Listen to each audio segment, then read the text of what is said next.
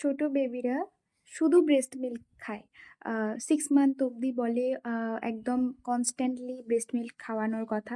তো ছোট বেবিরা যেহেতু শুধু ব্রেস্ট মিল্ক খাচ্ছে, তো তাদের ওই ব্রেস্ট মিল্কটা তাদের হজম শক্তিটা খুব কম, তাদের ইমিউনিটি পাওয়ারটা খুব কম। তাদের একটুতেই অনেক কিছু হয়ে যায়। তো তাদের যে গ্যাস, অ্যাসিড, অম্বল বা পটিতে যে স্মেলটা হয়, স্টুল পাস করলে যে স্মেলটা হয় যা কিছু, তাদের যা সমস্যা হয় সেটার জন্য মা দায়ী নয়।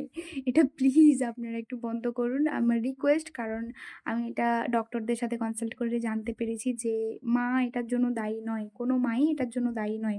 বাচ্চার যেটা হচ্ছে সেটা ব্রেস্ট মিল্কটা খেয়ে সে তার হজম শক্তি, তার আ ভেতরের সিস্টেম কমজোর বলে, তার এখনো ভেতরের সিস্টেমটা ঠিকঠাক কাজ করছে না বলে তাদের আ অ্যাসিড অম্বল যাই বলুন না কেন, তাদের যেটা হচ্ছে দই তুলছে বা তারা মাঝে মাঝে স্টুল পাস করতে গেলে তাদের প্রবলেম হচ্ছে বা আ ওই লুজ মোশন হয়ে যাচ্ছে তাদের।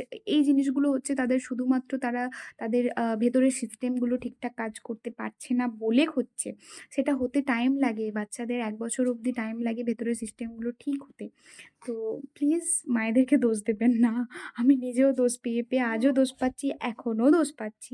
বাট আমি এগুলোকে পাত্তা দিই না এই কারণে, কারণ আমি আ রিয়েল সত্যিটা এবং ফ্যাক্টটা আমি জানি এবং জেনেছি, রিসার্চ করেছি, ডক্টরদের সাথে কথা বলেছি সেই কারণে। তো প্লিজ মায়েদেরকে দোষ দেওয়াটা বন্ধ করুন সব ব্যাপারে।